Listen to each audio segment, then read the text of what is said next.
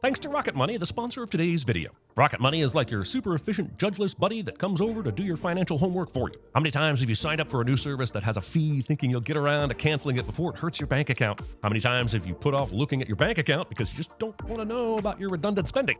Well, Rocket Money won't point out your mistakes and give you the old I told you so speech. They just help by making money management easier. They can cancel unwanted subscriptions with just a few simple taps, and with their smart savings, you can turn the overspending into a recurring auto deposit into your savings account. You don't have a savings account? They won't judge you for that either. Check out these Rocket Money features and get yourself a budget buddy to use to your advantage. It's really simple. Go to rocketmoney.com/sins or click the link in the description to get started for free. You can unlock even more features with premium.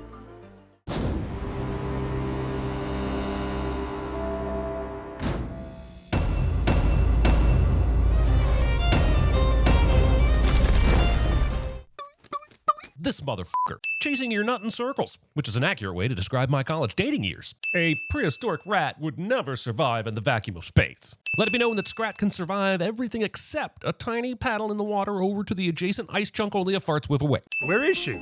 No teenager's ever up early. I see this movie has never met the overachieving teenager. They might be band geeks, valedictorian candidates, or literature nerds, but plenty of teenagers get up early.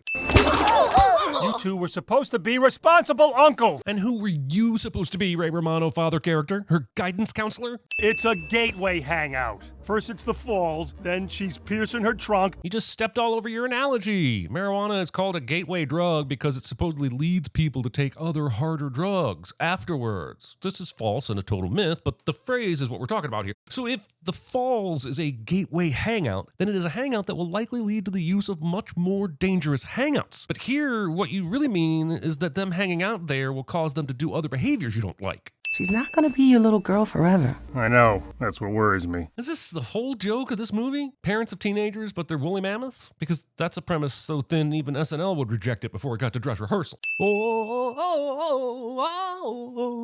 But also the absolute convenience of every branch being strong enough to carry her weight. Oh yeah, and her tail should have snapped off by now. You can't spend your whole life playing it safe. I know I would. Dad? This is just Finding Nemo in woolly mammoth clothing. You know how I feel about you going to the falls. Just replace the falls with the drop-off and you'll start to see what I mean.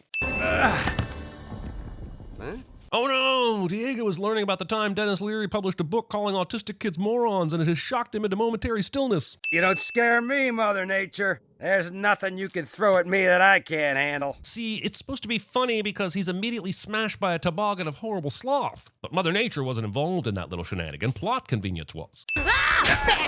Diego feels like we all do while watching this movie. Powerless, careening down a crumbling story mountain in a loosely tied together vehicle, trying to escape only to be slapped around by the idiots driving. Here we see Diego slowing his sliding descent because he knows once he gets down there, he's going directly into a zoo for his attempts to f*** over all the other animals. When exactly will I be allowed to hang out with boys? I'm guessing never, given what I know of your father. When I'm dead.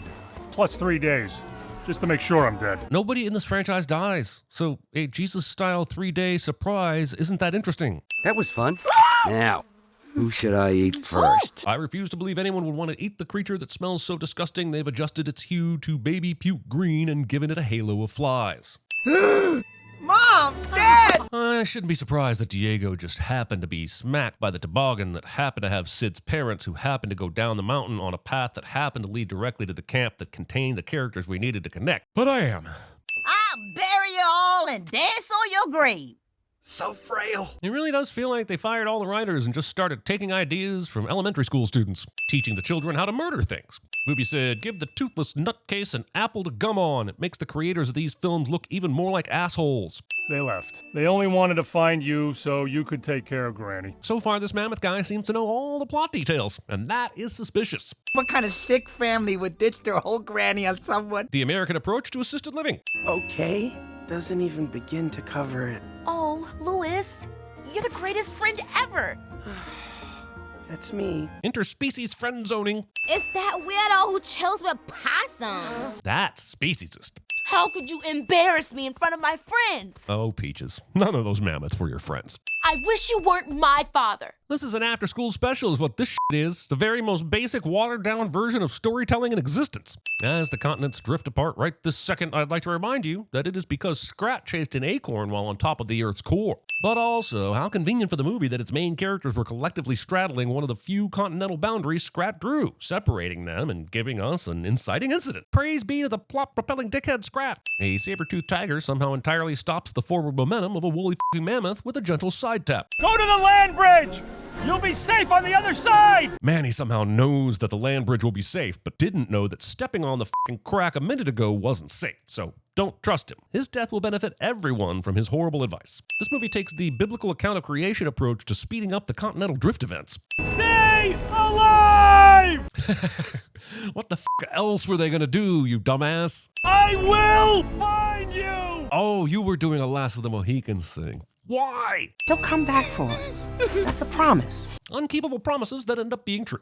Help me turn this thing around! He thinks a few creatures paddling can turn a floating iceberg against the ocean's current. And this movie already has a Sid and a Scrat, so it doesn't need any more new stupid person characters. So sit right back and you'll hear a tale of a stupid trip with 3 dumb f***s on a piece of ice who could not get a grip. Also, this is just like the Bible, when Jonah and Job floated out to sea on a whale carcass and endured lots of testing from both the weather and Satan. This is why I travel underground! Later in the movie, this guy burrows through ice, so he's probably very capable of burrowing into the shelf of the land sliding toward him. I guess the only common theme for all the characters of this franchise is that they're f***ing idiots. That wall is gonna keep moving and crush us. We need to get to the land bridge. How do you know the land bridge is still intact or will stay intact? This movie acts like the land bridge is a sure thing all movie long, but I bet you $100 at the end they make the land bridge fall into the sea after most of them get together on one side of the ocean. Some kind of hurricanado grabs the ice float they're on and rips it up into the sky. And this is the kind of thing that happens when the writers are truly lost. There really is a rainbow around every corner. You're seeing a single rainbow while not being at, near, or around any kind of corner. You are talking out of your ass. You okay? I mean, usually you are much faster in detecting landslides that come out of nowhere. We're all gonna survive this. Optimism bordering on obliviousness. We're still heading away from home. Somehow, after all the twisting and turning at sea, Manny knows the direction home, which is less believable after all the ocean turmoil. That Granny survived in the tree, or all the fruit remains on this tree. I'll be back in a second. I'm gonna go hit myself in the face a bit.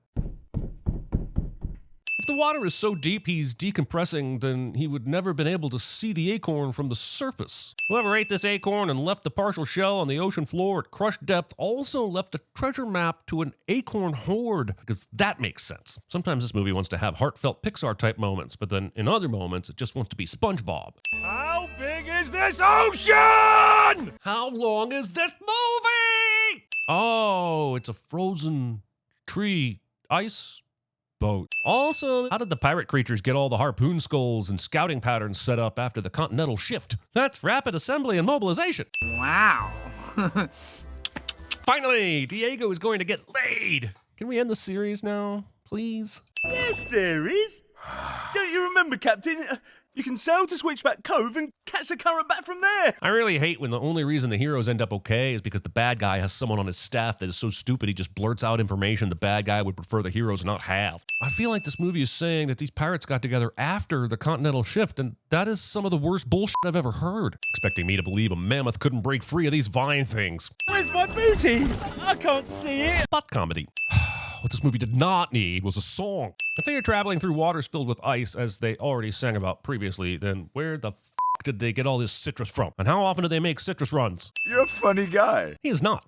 As much as I'm tempted to join a monkey, the Easter Bunny, and a giant bag of pudding. Don't be ridiculous. These are prehistoric times. Sure, monkeys existed, but pudding? Too bad, Tubby. I could have used you. Weight shaming. My bounty. Remember when none of these pirate characters existed? 10 minutes ago. If they kiss, I'm gonna puke. You better prepare to puke at some point in this movie, prune-loving granny that serves no purpose. I miss you, Dad. Those are stars. This just helps me think. It gets blood to the old noggin and away from the old whatever. So mammoths can support their body weight when hanging from their tail and stop their whatever places from functioning correctly while upside down? I am really glad these creatures eventually go extinct. I mean, not scared, but, like concerned. Guy in a mohawk is worried about looking scared cliche.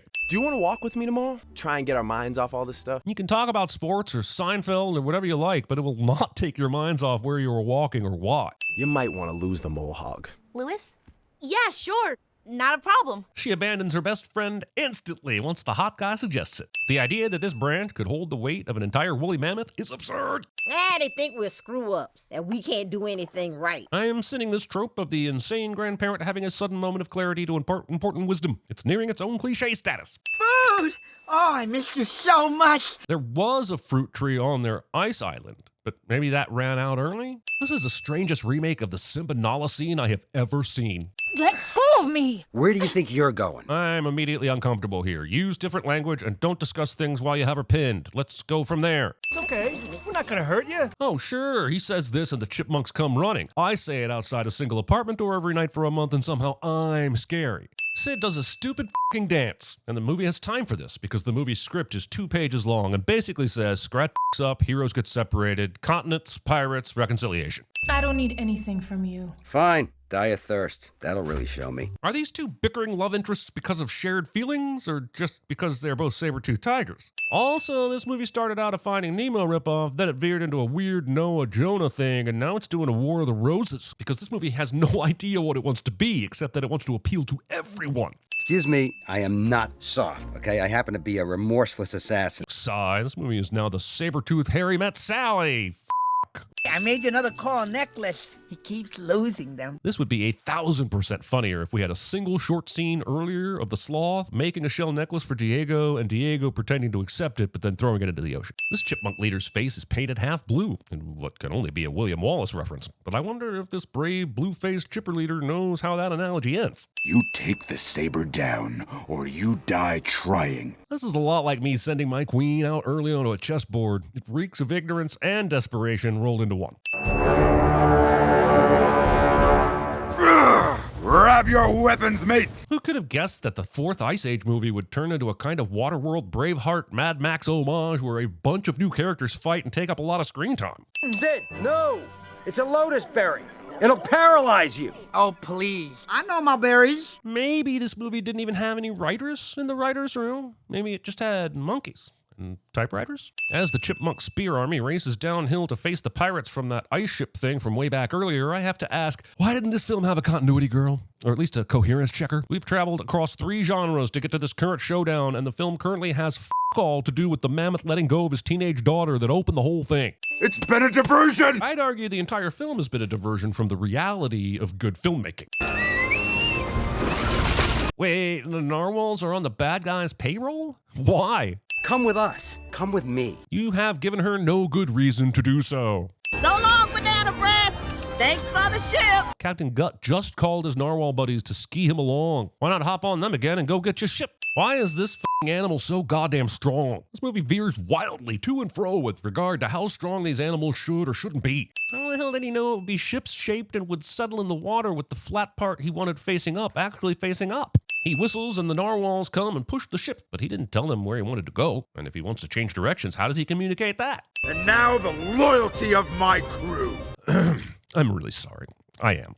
But how loyal can a crew be that you formed a few days ago? And I really feel I'm right about the fact that they can't have been a pirate crew already prior to the Continental Drift, because who would they have been pirating? There aren't any humans, there are no boats, no one was out here on the water floating around on ice until the shift. So again, how loyal could this crew possibly be? Are you friends with that awkward little rodent or not? She is, but she'll say she isn't because she wants to be popular and he's eavesdropping and it's a movie. This is nearly as old as the film medium itself, and it's lazy as hell. And if you geniuses are normal, the species is gonna end up extinct.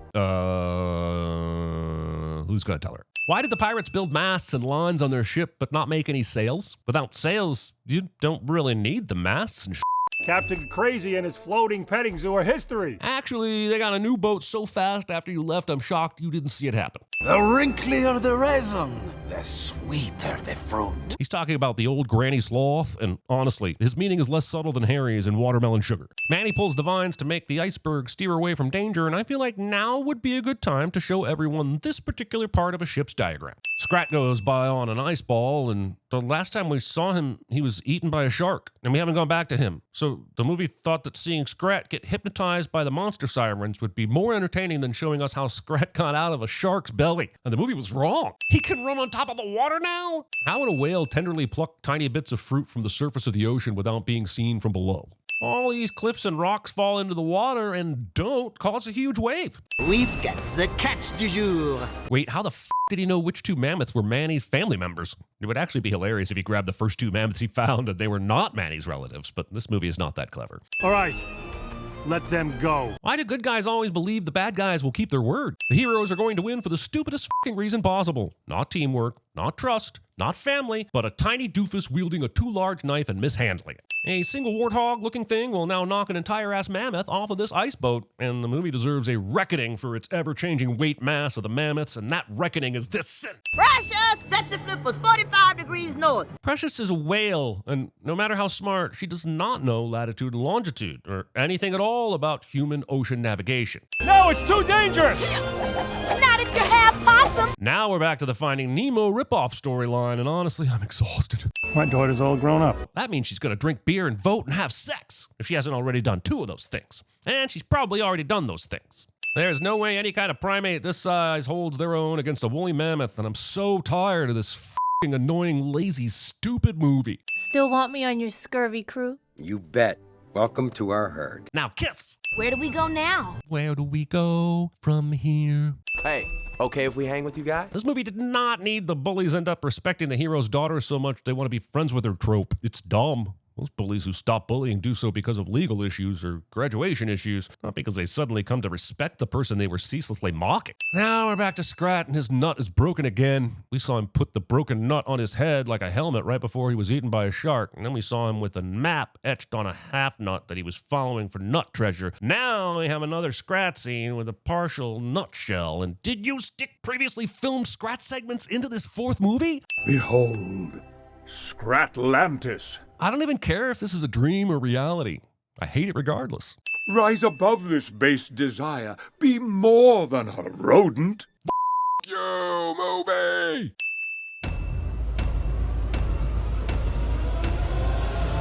You're all going to die. You don't think I'm going to suffer? I'm sacrificing the most precious thing of all time with my children.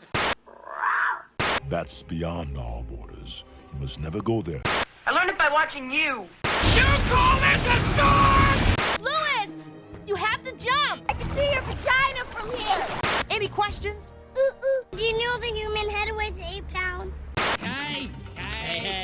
Holy crab! We mortals have heard of the tale of the crab who became a legend. Land! Dry land is not a myth! Pinja again. Goopa noopa.